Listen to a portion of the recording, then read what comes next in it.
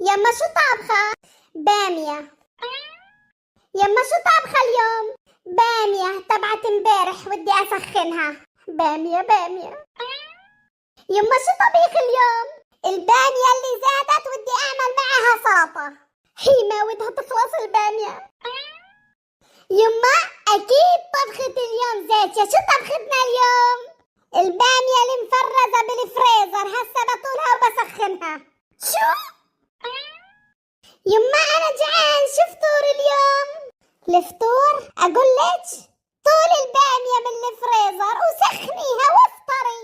يما بقولك فطور من صباحية ربنا ودنا نستفتح بالبامية. عندك اعتراض ولا؟ اعترضي عن نعمة ربنا.